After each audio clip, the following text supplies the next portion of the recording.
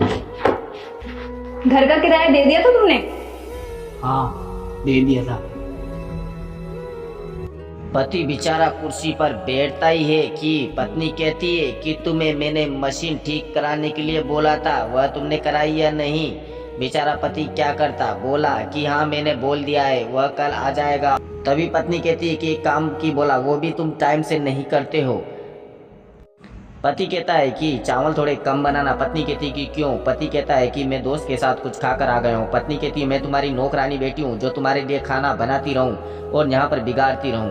पति कहता है कि तुम इतना चिल्ला क्यों रही हो? कि हाँ मैं चिल्लाने के लिए तो हूँ, मैं तो नौकरानी बनकर रह गई हूँ और वह खाना बनाती रहती है। तभी कहती है कि अगर तुम घर का काम करो तो तुम्हें पता लगे कि घर में कितनी परेशानियाँ होती है। पति कहता है कि खाना देना है तो दे, मत दियो नहीं यार। तो यह भी मत दे। क्यों ना दूं? कहती, हाँ, मैं तो यही दूंगी। मैं पागल हूँ क्या तुम्हारे लिए खाना बर्बाद करती रहूं?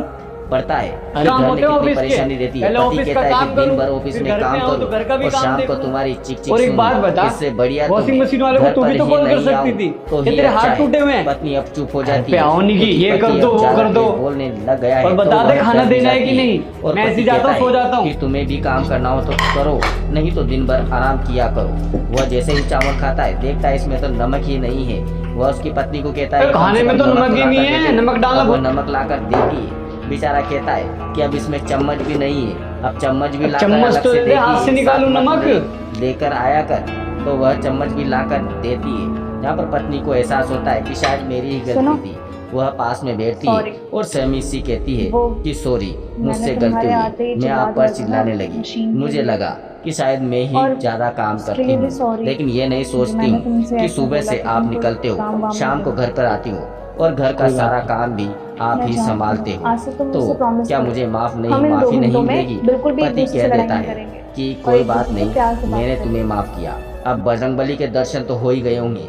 वीडियो को लाइक, सब्सक्राइब और शेयर जरूर कीजिएगा।